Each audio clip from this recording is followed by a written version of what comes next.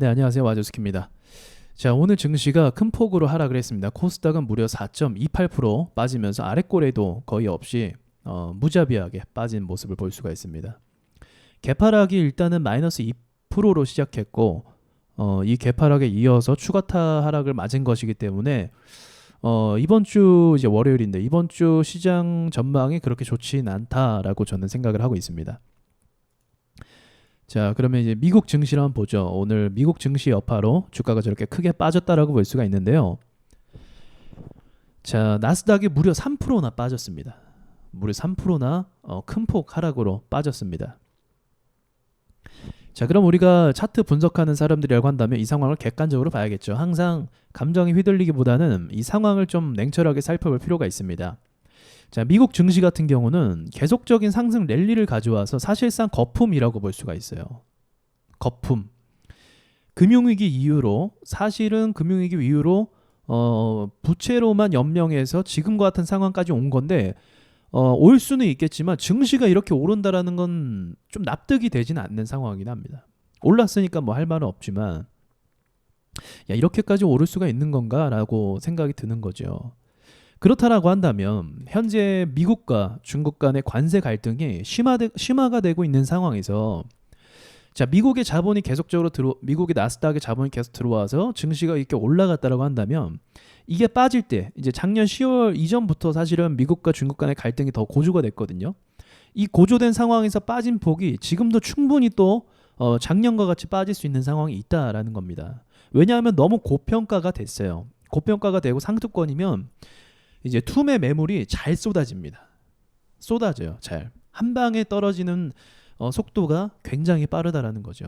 그래서 우린 작년에 한번 이것을 경험했고 지금 상황도 사실은 말도 안 되게 반등이 나왔죠. 말도 안 되게 반등이 나왔는데 여기서 또 한번 흔들려서 움직여서 큰 폭 하락된다. 충분히 있을 수 있는 일입니다. 왜냐하면 정말 큰 폭 상승 상투권이라고 볼 수가 있거든요. 거품 중에 거품이에요. 거품 중에 거품입니다. 이게 지금 몇 배가 올랐는데 금융위기 이후로 몇 배가 올랐나요? 이렇게 큰 폭으로 상승을 했다고 한다면 그만큼 미국의 어떤 회사들의 어떤 뭐랄까요? 경쟁력이 더 나아졌거나 뭐 그런 부분도 있어야 되는데 사실은 최근 들어서의 취업률이 좋아졌고 최근 들어서 경기가 좋아진다라고 여러 가지 입장을 내놓고 있는 상황이라서 이거는 저금리 기조를 계속 유지했기 때문에 그나마 이렇게 됐다라고 볼 수가 있는 겁니다. 이제서야. 자, 아무튼 미국이 이제 호황을 누리던 이 증시가 꺼지게 된다라고 한다면 정말 이제 글로벌 증시에 커다란 여파가 미치지 않을 수가 없겠죠. 더군다나 지금 중국과의 패권 전쟁, 거의 전쟁급이죠. 거의 끝장보기식으로 가려고 하는 이런 상황을 봤을 때 한국 증시도 여기에 대해서 영향권에서 벗어난다라는 거는 좀 불가피한 상황이죠. 피할 수가 없는 상황입니다. 자, 그러면 코스닥은 왜 이렇게 많이 빠졌나? 아니, 코스피는 지금 1%대로 빠졌는데 1.6%, 코스닥은 지금 4% 빠졌어요. 자, 그럼 우린 여기서 왜 이렇게 빠졌는지를 단순하게 보셔야 되는데 자, 코스피가 큰 폭 하락 이후로 상승한 수치가 3.3%입니다.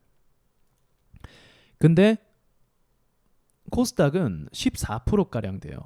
상승한 수치가.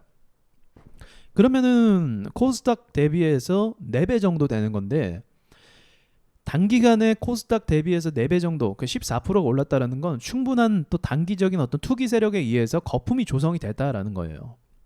거품이 조성이 돼서 이 자금이 한 방에 빠져나온 게 지금 4%대라는 겁니다. 그러니까 정리가 한 번 된 거예요. 1차적으로. 투기가 들어왔는데 정리가 된 거. 그럼 지금부터 무엇이 중요한가? 지금 방어를 무조건 해줘야 돼요. 코스피에서 먼저 방어를 해줘야 되고 코스닥도 마찬가지겠지만 제가 얼마 전에 말씀드렸던 것처럼 저항대에 머물고 있기 때문에 현재 이 가격이 저항대이기 때문에 한번 빠진 것도 있어요. 저항 부근이기 때문에 빠진 것도 있는데 결국은 저항에서 빠진다 해도 다시 한번 지지 라인에서 잡아주는 게 필연적으로 있어야 됩니다. 그래야 이 가격이 유지가 되는 거예요. 그리고 올라가면 이제 힘을 받고 어느 정도 계속 상승장으로 갈 수가 있습니다. 단기 상승장으로. 근데 여기서 또 한번 추가타로 빠지게 된다라고 한다면 이제는 정말 이제 그 바닥이 어딘지 어디서 지지를 잡아주는지 알 수가 없는 상황이 발생하기 때문에 여기서부터 매도 심리가 더 극대화될 겁니다. 매도 심리가 더 극대화가 돼서 우리 코스피가 이때 2%가 빠졌잖아요. 이날. 네, 이렇게 빠진 상황이 추가적으로 또 발생할 수 있습니다. 그렇다라고 한다면 여기서 만약 미국장이 추가적인 또 하락으로 이어간다면 이런 상황은 언제든지 발생할 수 있다라는 거죠. 지금과 같은 상황은. 굉장히 어려운 상황이라고 저는 판단을 하고 있어요. 자, 이 와중에 한국은행은 금리를 동결을 할 거라는 전망이 있고, 그리고 또 이제 미국과 중국 간의 관세로 인한 갈등이기 때문에 이제 베트남 현지에 공장을 둔 회사들이 대체적으로 수혜를 얻을 것이다라고 또 전망을 하고 있습니다. 그러나 제 입장에서는 미국이 중국에게서 완전한 어떤 그 무역 전쟁에 있어서의 그 우위를 점하고 싶은 상황이기 때문에 편법적인 상황도 결국은 또 한 번의 어떤 제재가 들어갈 것이다라고 보고 있습니다. 지금은 단순한 어떤 감정의 싸움이 아니라 중국이 그만큼 글로벌 시장에 뭐랄까요, 파이를 키웠기 때문에 여기에 대해서 미국이 어쩔 수 없이 견제를 들어가는 부분입니다. 피할 수가 없는 싸움인 거예요. 여기서 중국을 계속 냅둔다? 그러면은 얼마 전에 화웨이 사태도 비롯해서 글로벌 전체적인 어떤 그 제조 공장 시설의 대부분이 중국이 다 차지해버리고, 그렇죠? 그러면 사회주의 국가인 중국이 차지해버리면 그 마찰을 피하기가 쉽지가 않은 상황이 발생을 한다라는 거죠. 미국과의. 그래서 이런 부분들을 견제를 하는 겁니다. 어쩔 수가 없는 상황인 거예요. 해소가 되려면 합의를 분명히 봐야 됩니다. 두 국가가 분명히 합의를 봐야 되는데 그 합의가 또 막연한 부분이죠. 우리가 예측할 수 없는 부분이고, 또 트럼프 생각이 어떤 식으로 또 갈 수 있는지 미지수이기 때문에 지금은 무조건 우리는 이 고래 싸움에 새우등 터지지 않게 현금을 계속 확보해야 됩니다.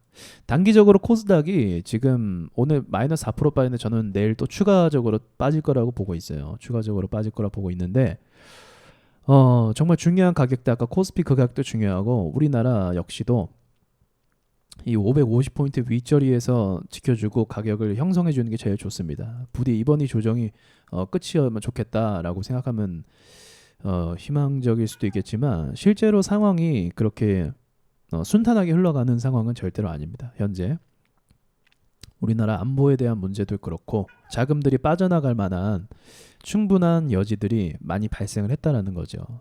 충분한 여지가 많이 발생해서 여러분들 입장에서는 현금을 잘 보유해 놓으시고 지금은 공격적인 투자는 절대로 하시면 안 된다라고 말씀을 드리고 싶습니다.